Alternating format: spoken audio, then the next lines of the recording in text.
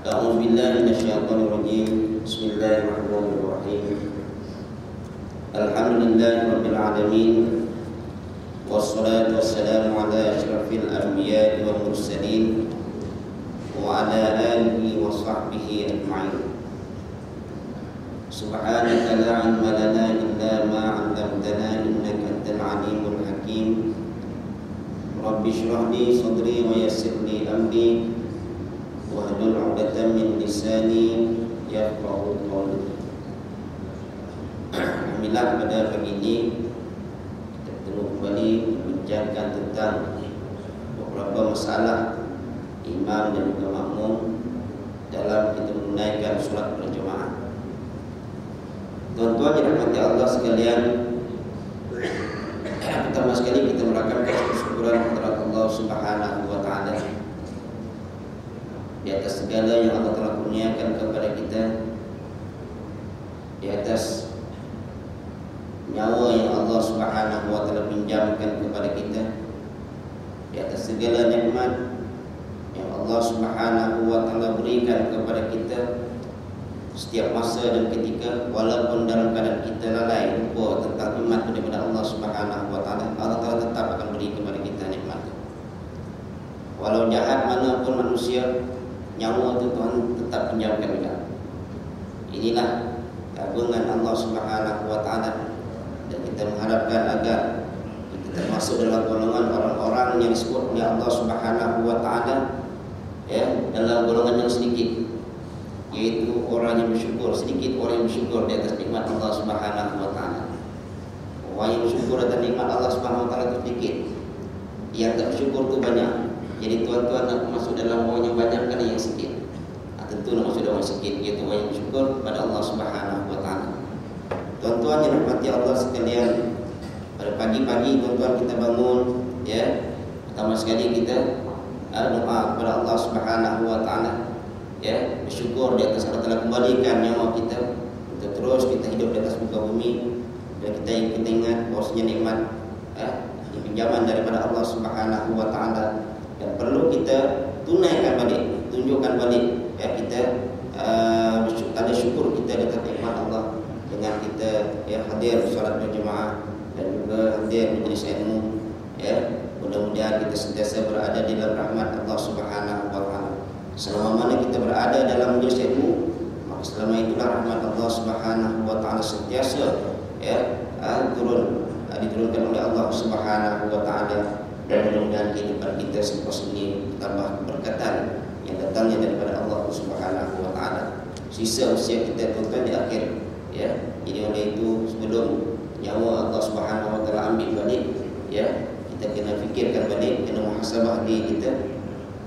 Hasibu anfusakum qabla an tuhasabu. Kena muhasabah diri kita sebelum kita dihisab oleh Allah Subhanahu wa taala. Apa kita nak muhasabah tuan-tuan? Amalan kita. Dah cukup amalan kita nak jumpa Allah Subhanahu wa taala? Kalau sekiranya Allah telah ambil nyawa kita pada hari ini tuan-tuan, dah cukup dah kita amalan kita? Dah bertaubat ke belum kita? Dah bertaubat dah belum? Dah bangun-bangun pagi tadi solat tahajud? Itu yang dah solat tahajud kan, yang tak solat tahajud lagi, yang bangun ternyata azan baru bangun, tak sempat solat tahajud.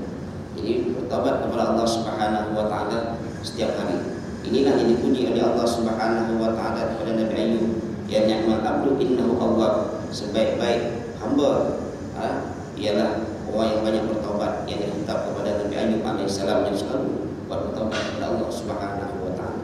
Tuan-tuan yang dirahmati Allah sekalian, jadi di atas nikmat itulah kita cuba bincangkan pada hari ini, tentang beberapa masalah imam dan juga makmum di dalam kita menunaikan solat berjemaah.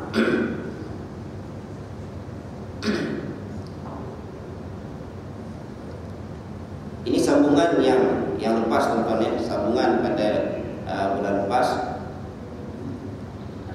Jadi kita tengok balik, iaitu beberapa masalah dalam kita menunaikan solat berjemaah yang perlu kita kena tahu balik, iaitu mana lebih afdal, solat berjemaah di belakang imam yang fasik atau solat seorang diri tanpa berjemaah. Kalau ada imam itu fasik, mana lebih baik, kita sembahyang di belakang imam yang fasik itu ke, ataupun kita lebih baik kita sembahyang sendiri? Katanya kalau segi logiknya macam tu lah tentang kita kata pasti kayak sendiri ya. Tak pasti pun kita sendiri lagi ya. Jadi mana yang bi'adhar secara berjamaah di belakang imam yang fasik ya, melakukan dosa kecil sejasa melakukan dosa kecil melakukan dosa besar, atau solat seorang diri tanpa berjamaah baik solat semua, mana bi'adhar. Ini disebut dalam furu'ul masail ya, furu'ul masail dalam tuan-tuan kita berbagai-bagai persoalan tentang hukum ya. Furu'ul masail tebak kita satu ni ya. Jadi mana berbagai-bagai masalah dalam kitab tu. Ini karangan Syekh Daud Al-Fatani ya. Dia kata menurut pandangan yang lebih sahih berjemaah di belakang orang yang fasik itu lebih afdal daripada solat seorang diri. Ini menunjukkan kepada kita bahwasanya tuan-tuan, fasik ini kita tak boleh nampak. Kita pun tak tahu kemungkinan dia bila sembahyang itu dia nak bertaubat kepada Allah Subhanahu wa taala.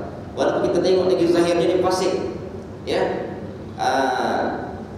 Ya, melakukan dosa besar ya, tetapi kita tak tahu bila dia sembahyang depan kita tu kemungkinan dia dah bertaubat kepada Allah Subhanahu wa taala ya. Jadi kita tak boleh hukum orang tu ya. Tengok dia dah habis out dah ni ya, kemungkinan dia bertaubat kepada Allah Subhanahu wa taala ya. Tapi masalahnya kalau di Selangor ni masalah sikit tuan-tuan. Sebab isap rokok tu dia masuk dalam dosa kecil dah ya, sebab haram ya di Selangor ya. Di Selangor isap rokok haram ya. Jadi ini mengamalkan dosa kecil. Bila dia bertaubat, habis yang bertaubat jangan asyik sentiasa rokok ya. Dia kubur putih rokok tak boleh berhenti kan. Itu jadi masalah. Jadi sebab tu dalam masalah akad nikah ni, juru nikah masalah sikit tuan-tuan ya. Baru ni ijtimak perhimpunan penolong daftar nikah ya. Ustaz Abi Parman pun dah sebut dah. Dia kata masalah sikit orang yang isap rokok ni bila jadi wali dia ya. Sebab di Selangor punya dia hukumkan haram ya. Jadi hukum haram. Jadi wali ni dia mengamalkan isap rokok, boleh bertaubat, tapi lepas taubat dia buat balik isap balik rokok ya. Dia taubat macam mana ya. Jadi di sini dalam masalah ni dia kata bila orang yang fasik itu menjadi imam, daripada kita sembahyang sendiri lebih baik kita sembahyang berjamaah. Ini kuatnya tuntutan solat berjamaah. Jadi masalah dia fasik itu dia dengan Allah Subhanahu wa taala ya. Mungkin dia bertaubat kepada Allah Subhanahu wa taala, kita tak tahu ya. Mungkin dulu dia berzina tapi sekarang dia bertaubat ya. Jangan kita ingat lagi dulu dia berzina, ini dulu berzina ni, dulu minum arak, itu dulu, tapi sekarang belum tentu ya. Banyak kisah-kisah daripada dulu ya, kisah-kisah yang bunuh 100 orang tu ya, akhirnya diterima oleh Allah Subhanahu wa taala ya, taubat dia ya. Dan jangan menjadi macam Balaam orang ya, sampai anak murid dia boleh jalan atas angin tapi akhirnya mati dalam keadaan kufur kepada Allah Subhanahu wa taala. Begitu juga kita ni tuan-tuan, hari-hari datang masjid, sedekah tak? Sedekah masjid tu sedekah tu tak? Setiap datang masjid sedekah.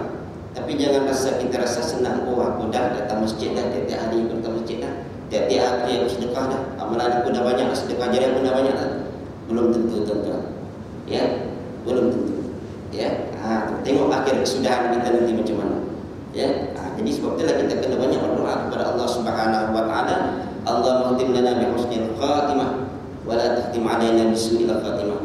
Ya Allah, matikan kami dalam keadaan husnul khatimah dan jangan kau matikan kami dalam keadaan su'ul khatimah. Tuan-tuan ya. Jadi ini dalam Quran masalah dia kata sembahyang di belakang orang yang fasik itu lebih afdal ya daripada sembahyang seorang diri. Baik. Apakah hukum sekiranya terdapat pada kain, masalah dia tentang apakah hukum sekiranya terdapat pada kain imam najis yang dapat dilihat oleh orang yang berhampiran dengannya? Adakah batal solat orang yang hampir dengan imam sahaja, dan bagaimana orang yang solat jauh daripada imam? Ya, tengok macam mana. Di kain imam ada najis. Najis ini dapat dilihat oleh orang yang dekat dengan imam. Ya.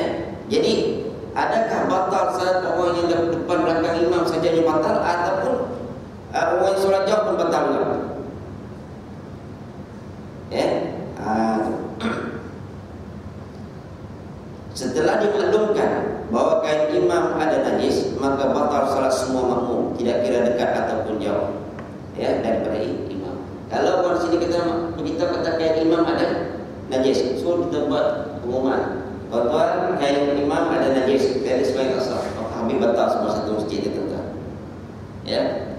di satu masjid dengan sembahyang lain. Ya, tapi kalau imam saja, lepas imam sembahyang, lepas sembahyang itu baru mau masuk bilik. Ustaz, tengok tadi kain Ustaz ada tercecah. Dia tengok tercecah. Imam dah balik lah, kan? Dia terumumkan, maka sah sembahyangnya. Ni tapi sembahyang yang beritahu imam tadi, dia kena sembahyang lain. Sebab dia apa? Batal, sebab dia tahu ada najis. Ya.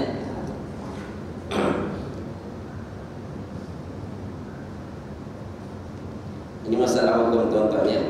Jadi tak boleh biar. Di mana nak sembahyang ada najis ke tak ada najis itu antara itu. Ya. Allah Taala tahu lah niatnya, tapi tidak ada urusan hukum dia ambil juga. Ada najis ya pada kain, najisnya terima. Ya, ada kain pada kain tercecah, kita tak boleh. Ya, batal sembahyang kita. Sembahyang dalam keadaan menanggung najis. Sebab itulah tuan-tuan yang dulu masalah dulu heboh dipakai mikrofon ni tak nak sembahyang. Ya. Satu hari dulu tak ada pernah heboh tak nak pakai mikrofon ni. Sebab dia kata takut apa ni kabel ni berhubung dengan najis pada tercecah. Di kampung-kampung kemungkinan tuan-tuan tercecah banyak. Di sini ni alhamdulillah tercecah tak sempat nak melintas. Ya. Jadi dulu tak mau pakai macam ni. Ya. Termasuklah untuk guru saya pun tak mau pakai. Kita pergi tuan-tuan ni, dia marah kita balik. Dia tak nak pakai mikrofon macam ni.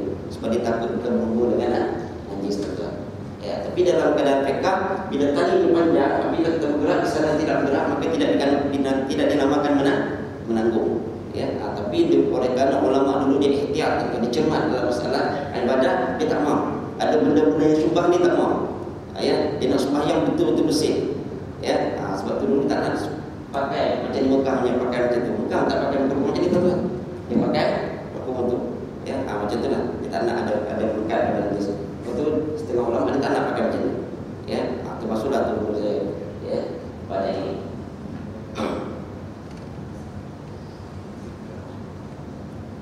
Baik, apabila imam, ini masalah lain. Ini tadi masalah kalau ada najis pada kain imam, ya. Kalau diumumkan pada diberitahu kepada semua ahli jemaah, maka batal semua. Semua ahli jemaah batal. Ya, diumumkan. Baik. Kemudian apabila imam berdehem-dehem dan didengari oleh orang yang hampir dengannya ternyata dua huruf, adakah batal salat makmum yang hampir sahaja? Ya, ini masalah imam berdehem dengan. Ini bukan imam saja berdehem, tak imam pun berdehem lebih. Ya, kalau tak jadi tengoklah. Ya, kadang-kadang imam kita panjat kan, ingat kata subhanallah. Ya, imam kadang-kadang berdoa kan. Ingat dia sensitif dia. Berdehem kuat sikit ingat subhanallah kan. Jadi berdehem tu kena jaga tuan-tuan. Jangan buat macam kat luar sembahyang je. Ya, dia punya tarik tu sampai ke asin nak keluar kahak. Ya, itu tak bagus tuan-tuan. Cuba depan sultan tuan-tuan buat macam tu. Ya, tak kena halal. Kan? Kena jaga adab. Ya, dengan Allah Subhanahu wa taala. Sebab dalam sembahyang pun tuan-tuan, kalau kita nak beludah, kita nak keluarkan air liur, kita kena sebelah kiri di tepi ataupun di bawah. Ada adab dia. Kita nak keluarkan air liur kan, nak beludah, jangan beludah dalam masjid. Ini sekiranya sembahyang bukan padam. Ya, ke tepi. Dia tak beludah tu, tak beludah depan. Ya, ke tepi. Ada adab tuan-tuan dalam sembahyang. Ya, ketika kita menghadap Allah Subhanahu wa taala. Ya. Jadi kita adab. Kalau dengan orang, dengan manusia kita jaga semua adab. Silap sikit ni tak beradab, tapi dengan Allah Subhanahu wa taala kita lupa. Kita tak ada adab dengan Allah Subhanahu wa taala. Ya. Kadang-kadang kita melupakan manusia daripada Allah Subhanahu wa taala. Ya. Kalau tak percaya tuan-tuan tengoklah. Kalau orang nak menghadap sultan pakai yang emas tuan-tuan. Emas, tapi orang nak menghadap Allah Subhanahu wa taala nak sembahyang macam mana? Ya, pakai baby t-shirt dia, bunga-bunga pula tu. Menghadap sultan boleh pakai? Tak boleh. Ya, jadi sebab itulah kita kena jaga, ya tuan-tuan. Walaupun kita tidak nampak dengan Allah Subhanahu wa taala, ya, tetapi Allah Subhanahu wa taala sentiasa memerhatikan kita, ya. Tapi dia pandai dia kata innallaha la yanzuru ila suwarikum wa la yanzuru ila qulubikum. Tuhan tak tengok pakaian aku, tapi Tuhan tengok pada dalaman aku. Ya, itu manusia yang suka menjawab tuan-tuan ya. Dia cari alasan menjawab. Baik. Jadi apabila imam berdehem-dehem dan didengari oleh orang yang hampir dengannya ternyata dua huruf, ya, ada dua huruf, ya, maka adakah batal salat makmum yang hampir sahaja ataupun yang jauh pun batal? Manakala nyata dua huruf tanpa uzur syar'i, ya, tak ada uzur syar'i pun, ya. Kalau contohnya dia nak baca Fatihah tak boleh, nak baca kalau tak berdehem, ya, dan diketahui dengan sengaja, ya, maka batal solat-solatnya. Kalau saja-saja dia berdehem tak ada dikawal. Sebab itulah tuan-tuan, dia kena kawal. Nak batuk pun kena kawal. Acik tak terpaksa baru kena batuk, ya. Nak berdehem macam tu juga. Kalau tak mudarat sangat, Fatihah kita tak boleh juga baca lagi. Baca, tak payah kita berdehem. Kecuali sampai tak boleh langsung mengganggu sebutan kita tak boleh, itu baru kita kena berdehem. Ya, ini tak ikut baru dia ada berdehem je dah semayang, ya, ya, termasuk dah kadang was-was, ya, itu tak boleh tuan-tuan, ya. Jadi kalau nyata dua huruf, ya, itu batal semayang dia. Baik.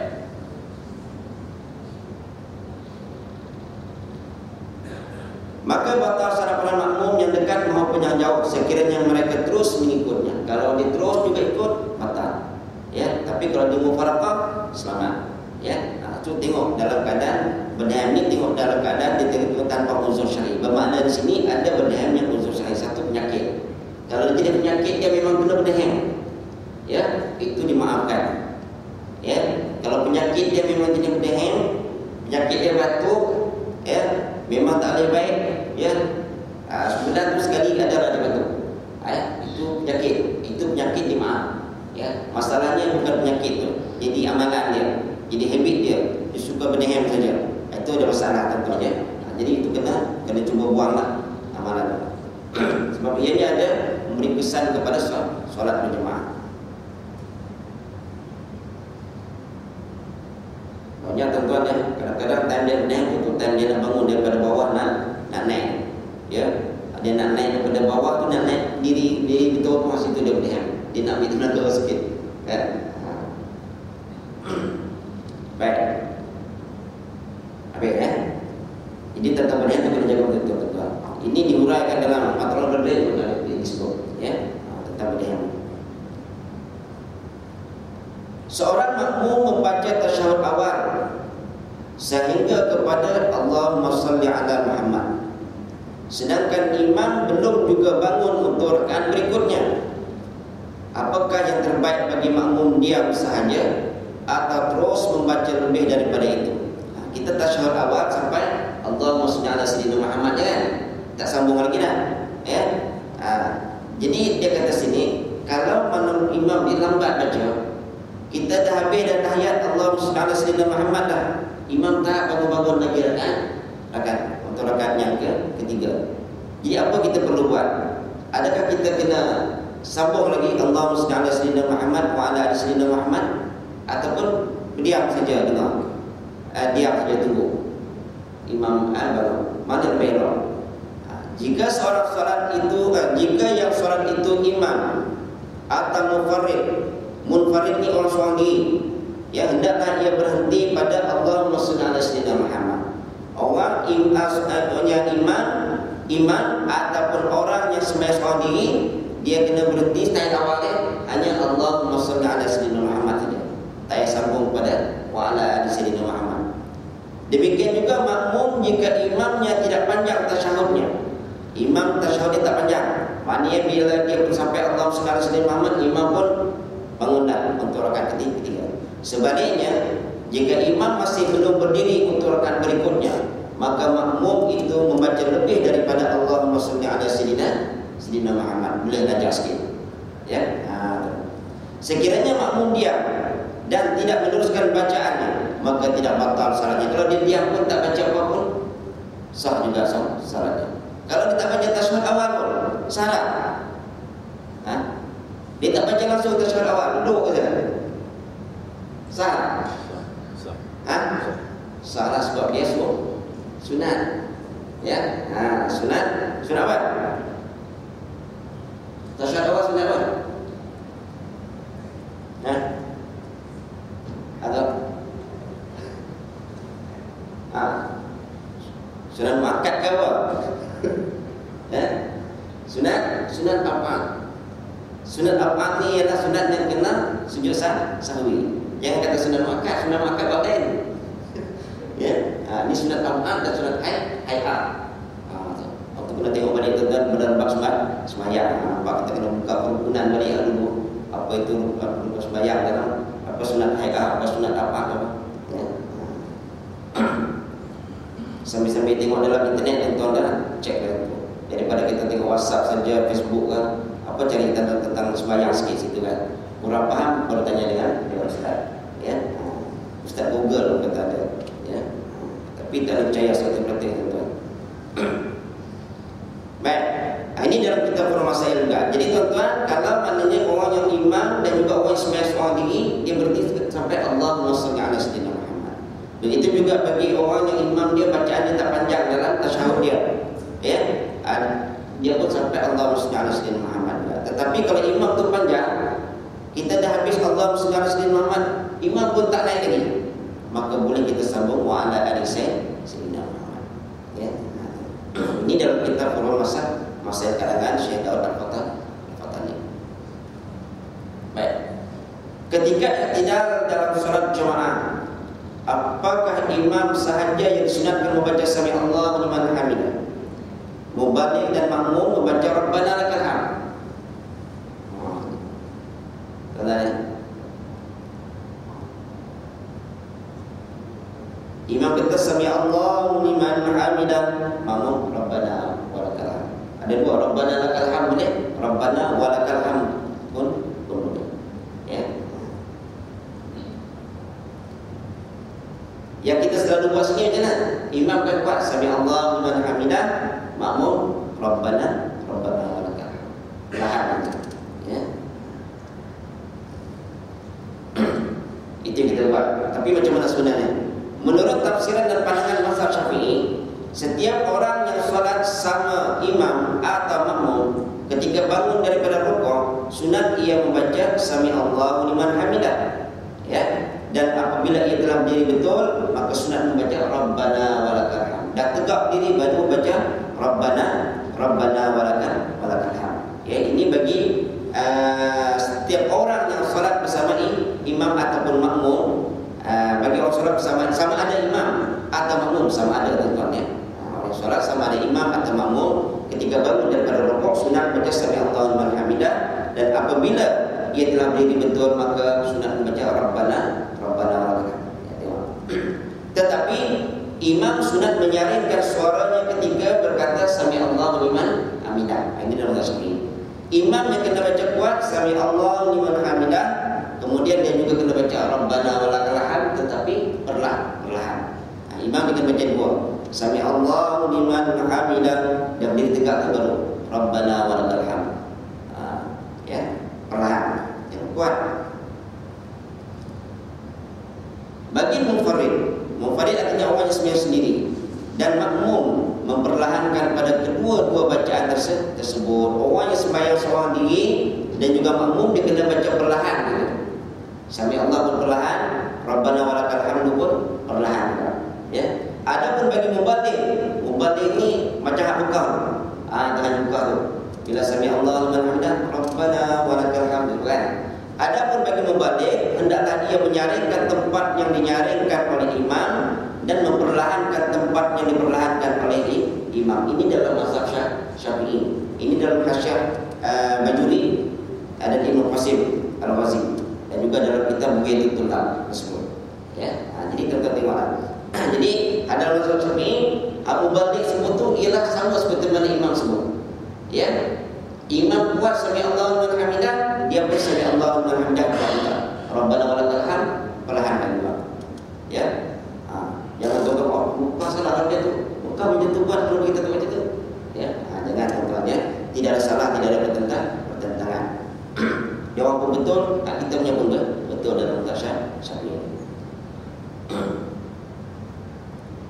Baik, sekali lagi saya ulang tuan-tuan ya. Jadi dalam mazhab Syafi'i, ucap sami Allahu liman hamidah, imam sami Allahu liman hamidah buat Rabbana walakal hamd perlahan. Ya. Dan orang sembahyang seorang diri, makmum dua-dua perlahan. Ya, orang sembahyang seorang diri dan juga makmum dua-dua perlahan sebut sami Allahu liman hamidah rabbana wa lakal. Ya. Ada pemubalik orang nak menyampaikan macam di Mekah itu dikena baca sama seperti imam. Sami Allah yang kuat, rabbana wa lakal perlahan. Itu dalam mazhab Syafi'i. Baik. Adapun imam menyaringkan sami Allahu liman hamidah, kemudian disambut oleh mubalik atau Bilal dengan rabbana lakal hamd, maka ini adalah terpengaruh dengan amalan mazhab Hambali di Mekah dan Madinah Al-Munawwarah, dan ia juga pandangan daripada Imam Malik. Ya, sedangkan mazhab Syafi'i adalah seperti yang telah dijelaskan ini Imam Nawawi dalam kitab Majmu'. Jadi tuan-tuan dua betul itu mazhab Hambali dan juga Maliki. Ya. Itu di Mekah pun betul juga. Jadi jangan kata jangan salah. Ya, ada pun betul juga. Ya, cuma di perbezaan dari segi mazhab.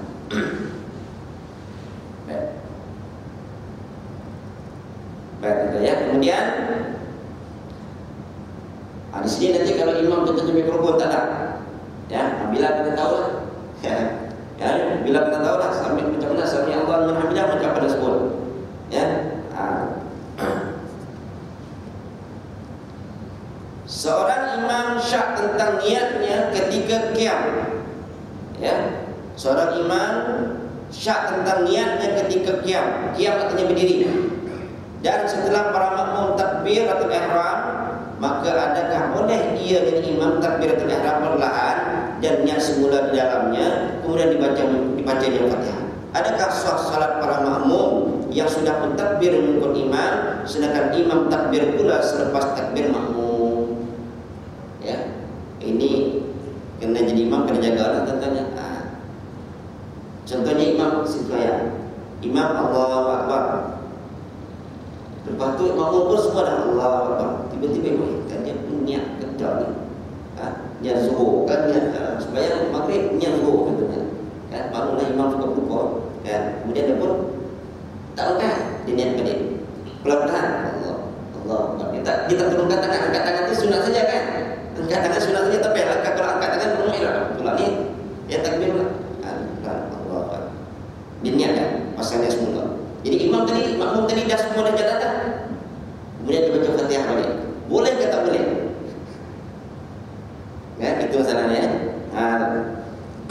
Jadi seolah-olah imam tadi akan takbir selepas daripada makmum akan takbir dan makmum baca Fatihah ada.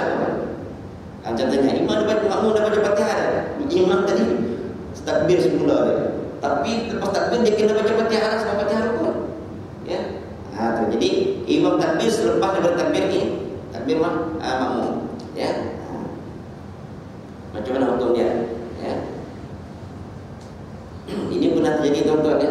Tuan-tuan kalau tengok dalam YouTube lah, saya tak nak sebut di mana. Ya. Dia dah angkat takbir lah, Allahu Akbar, makmum pun dah angkat takbir lah tuan-tuan. Tiba-tiba imam tadi nak tandas. Dia nak tandas. Dia sudah kata tunggu sebentar. Ya, kita sangat. Dia pergi tandas. Yang makmum tadi dia mau pusing-pusing kan. Makmum tu nak pusing sana pusing sini. Imam dah tak ada lah. Kan? Sebab dia pun nak ganti tak boleh sebab mesti dia suruh tunggu. Dia pesan dia suruh tunggu. Tuan-tuan tengok dalam YouTube ada. Ya. Tapi dia cakap Arab lah, dia suruh tunggu. Dia pergi ambil sembahyang. Dia letak semula takbir semula pula. Semua takbir baik. Kan? Tu. Tapi tak tahu macam mana kedudukan itu. Jadi semua pekat keluar balik. Ya, padahal yang makmum tu boleh nak sembahyang terus kan. Tapi kurang ajar lah kita dengan imam tu. Kan? Tuan-tuan tengok dalam YouTube ada tuan-tuan ya. Jadi imam makmum habis tengok masing-masing tengok imam dah lari kan. Pergi untuk kan? Nasib baik makmum pun tak pergi untuk lari semua. Baik. Jadi tengok. Jadi kalau imam syak, sebab apa syak tidak mikir? Sebabnya tuan-tuan niatnya mesti kena yakin. Niat sembahyang mesti kena yakin. Dia tak boleh tahap syak, dia zan tak boleh. Dia mesti kena yakin. Ya. Kalau sembahyang maghrib lah. Ya, kalau sembahyang zuhur lah. Dia tak boleh beritahu syak. Zuhur kata dia niat asal apa kan? Sembahyang maghrib kena tahu dia. Dia tak boleh tahap syak macam tu tak boleh. Ya. Dia mesti kena niat, mesti kena yakin. Baik, harus sebagai imam takbiratul ihram perlahan dan niat di dalamnya. Sah salatnya dan sah salat sekalian makmum yang mengikutnya, ya, itu dibolehkan. Ya. Bila ini dalam format saya semua. Kemudian dalam i'anat hasyiah disebut lagi, jika mereka tidak mengetahui imam takbir 2 kali kedua. Kalau makmum itu tak tahu kata imam itu takbir 2 kali. Kalau sebaliknya jika mereka mengetahui yang demikian itu, artinya kalau makmum itu tahu bahwasanya imam itu takbir dah 2 kali dah, ya, maka batal salat mereka kerana ternyata mendahului makmum akan imam yang pada takbiratul ihram. Itu kalau tak kantoi lah. Kalau mana makmum itu tahu dia takbir 2 kali, habis semua sembahyang makmum. Tak sah. Ya, itu diuraikan dalam kitab yang itu, yang anak talibin hasyiah. Ya. Jadi mana kalau imam syak berniat, dia boleh pelan-pelan. Allahu Akbar. Ya. Kalau imam dengar pelan baru kali habis imam. Ya. Itu sekiranya syaratnya makmum tidak tahu yang dia itu takbir untuk kali kedua. Kalau makmum tahu bahwasanya imam itu takbir untuk kali kedua, maka batal sembahyang makmum. Sembahyang makmum batal. Ya. Baik. Adakah saf yang diselangi mimbar dikira terputus perhubungan saf dan luput fadilat saf serta pahala jemaah? Contohnya di mimbar kat sini kan. Imam kat sini. Jadi dah terhalang dengan terselang dengan mimbar. Ya. Adakah putus pahala jemaah? Ya. Perhubungan saf tidak terputus, pahala saf dan jemaah tetap diperoleh. Maka saf pertama adalah saf yang di belakang imam. Artinya ada benda ke, ada tiang ke, ada tok ke besar sini, dia tidak akan memutuskan solat berjemaah. Dia tidak memutuskan pahala solat berjemaah, pahala saf, kelebihan saf tidak putus. Ya.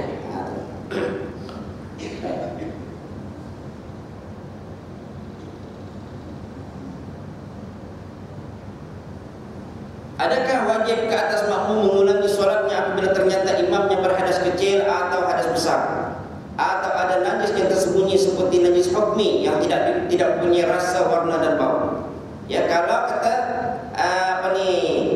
dia tahu kata imam tu ada hadas kecil, hadas besar, dia kena ulang balik tak sembahyang makmum tadi? Ya, tidak wajib makmum itu mengulangi solatnya. Demikianlah juga apa-apa yang tersembunyi ke atas makmum pada kebiasaannya, maka tidak wajib mengulangi solatnya itu. Seperti imam tidak berniat, imam lupa niat, ataupun tak baca Fatihah dalam solatnya sirriyah, dalam solatnya tak baca kuat, zuhur, asar, ya, imam tu tak baca Fatihah contohnya, maka pahala sembahyang makmum masih lagi sah. Yang tak sah ia sembahyang imam. Ya, itu jangan tangguhlah. Tapi sembahyang makmum semua clear. Ya, baik. Ini dalam kitab Nawawi Al-Bantani, ya, Al-Jawi. Baik. Sampai di sini. Sehingga cukup tentuan tekan dulu. Ya. Awal lagi. Awal lagi. Ya. Awal lagi. Baik. Sekian kita ya. Seorang makmum berdiri seorang diri di belakang hukumnya makruh. Baik makmum, kita penuh dah saf ini, penuh. Sembahyang datang seorang sembahyang seorang situ. Maka di sembahyang seorang hukumnya makruh, tuan-tuan. Kita saf yang pertama dah penuh lah. Ya. Seorang makmum berdiri seorang diri di belakang hukumnya makruh. Maka sunat ia menarik salah seorang dari saf hadapan yang penuh itu agar dapat bersama dengan safnya, dan orang yang kena tarik itu juga sunat membantunya. Maka pahala saf pertama yang ditinggalkannya itu tidak hilang kerana ini saf pertama ni ada kelebihan.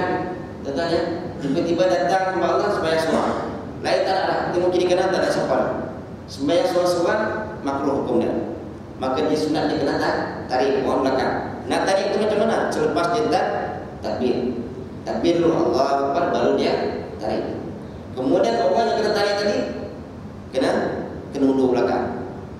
Ya, kena undur belakang. Sebab tu kena fahamnya yang kena tarik tuan. Ya. Sebab tu dia kata kalau orang tu tak nak tarik, tak nak undur, jangan paksa dia. Kalau sekali yang ditarik, duit dia tak nak undur juga, jangan paksa tu tarik dia macam tu. Dia takut fitnah. Ya, itu tak boleh. Dia pun takut fitnah. Tu ada tuan ya. Jadi bila dia undur belakang, dah dia duduk sah kedua pula dah. Tinggal sah pertama dah tak ada. Tetapi dia kata tetap dapat juga pahala yang sahnya pertama walaupun dia berubah ke sah belakang. Ya, kerana dia ubah tadi adalah membantu kawan dia di belakang. Mana termasuk dalam dia kata ta'awanu 'alal birri wat taqwa. Ta'awanu. Maka wajib pilih rapatkan juga. Ya. Ya. Ini syarat dia. Syarat yang nak tarik tadi. Dia ada syarat tu bukan sembarangan tarik tu kan. Ya. Beberapa syarat sunat penarikan tersebut ni tarik jemaah seorang dia tarik. Jangan dia tarik 3 pula, seorang dia tarik. Ya. Makmum pertama, makmum yang ditarik itu seorang yang merdeka, bukan hamba. Ya. Yang kedua, harus muafakat makmum yang kena tarik dengan yang menarik supaya tidak timbul fitnah yang tadi. Muafakat sini maknanya kalau ditarik dia tahu dah. Maknanya makmum yang sah pertama tadi dia faham dah. Bila tweet dia maknanya orang tu suruh dia untuk belakang dia. Tapi kalau dia tak muafakat, cuit 2-3 kali cuit tak mundur juga tuan-tuan, jangan paksa tadi. Ya, jadi cendak belakang dia. Ya, jangan ganggu dia semayang. Ya. Ya. Macam orang lalu saat depan kita semayang kalau depan kita halang, dia bersilat tuan-tuan ya. Itu tak boleh. Kita nak halangnya, nak halang supaya jangan lalu. Ini jadi tuan-tuan, tetapnya kau tengok kat mukanya. Ya.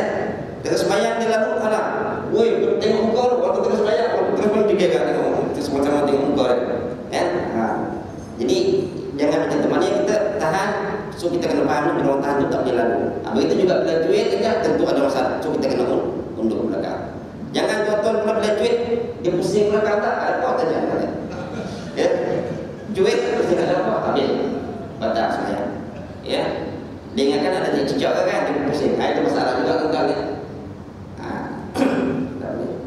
Sebab tu kita kena muafakat. 3 sah makmum yang ditarik bilangannya tidak kurang daripada 2. Kalau 2 je tuan-tuan, kawasan sempit contohnya. Imam lepas ini dia 2. Kita nak tarik sini tinggal seorang letak di jemaah. Kan? Jadi tidak boleh kurang daripada 2 orang sah tadi. Ini kalau kawasan itu sempit tuan-tuan ya. Kalau luas tak apa. Ya. Kemudian penarikan itu tidak dilakukan ketika qiyam saja. Masa berdiri saja boleh tarik. Kalau semua bukan duduk tuan-tuan, duduk tahiyat semua, tahiyat akhir duduk. Dia datang suang, macam mana duduk kan? Duduk makruh. Sebenarnya suang. Dia duduk, dia cuit kawan. Mengesot ke belakang. Dia tak boleh. Tak payah mengesot. Tak payah mengesot tuan-tuan. Mengesot ke belakang apa? Dia cuitnya ialah ketika mana? Berdiri saja. Tak payah duduk. Tak payah ketika duduk, tak payah. Ya. Tu. Begitu juga macam imam batang tuan-tuan. Imam batang. Duduk tahiyat awal. Ataupun tahiyat akhir. Imam batang. Duduk tahiyat akhir macam mana nak mengesot? Nak mengesot ke depan. Duduk tahiyat tu mengesot depan. Baru bagi salam. Assalamualaikum warahmatullahi wabarakatuh. Tak payah tuan. Salam jadi sini. Ya, duduk tempat tu. Bagi salam yang kuat. Ganti imam. Kemudian 5, penarikan itu dilakukan setelah takbiratul ihram. Dia takbirkan yang makmum yang datang kemudian tu. Imam makmum yang duduk di belakang seorang tadi, dia mesti Allahu Akbar, baru dia cuit kawan di depan. Ini ada cuit ni. Ya. Ini ada. Ini dalam kitab Nihayatul Zain fi Irsyadil Mubtadi'in. Ini karangan Muhammad Nawawi Al-Bantani. Ini bukan Imam Nawawi dah. Ya. Saya ingat cukup tuan-tuan setakat itu dulu ya pada pagi ini. Mudah-mudahan sebagaimana dalam membantu kita dalam melaksanakan solat berjemaah baik itu daripada Allah Subhanahu wa taala yang kurang itu dari manusia sendiri. Aku qouli hadza wa astaghfirullahalazim li wa lakum wa li sayyidil muslimin wal muslimat fastaghfiruhu ya fawzal mustaghfirin wa ya najatut tazim. A'udzu billahi minasyaitonir rajim. Alhamdulillahi rabbil alamin. Wassalatu wassalamu ala asyrafil anbiya'i wal mursalin wa ala alihi wa sahbihi ajma'in. Allahumma inna nas'aluka 'ilman nafi'an wa nas'aluka qalban khashi'an wa nas'aluka yaqinan shadiqan wa nas'aluka rizqan wasi'an halalan thayyiban wa nas'aluka rizqan wasi'an halalan thayyiban. Allahumma ij'al jam'ana hadza jam'an marhuman wa taqabbal minna taqabbal ma'suman. Rabbana atina fid dunya hasanah wa fil akhirati hasanah wa qina adzabannar wa qina adzabannar wa qina adzabannar. Wa sallallahu alaihi wa sallam wa ala alihi wa sahbihi ajma'in.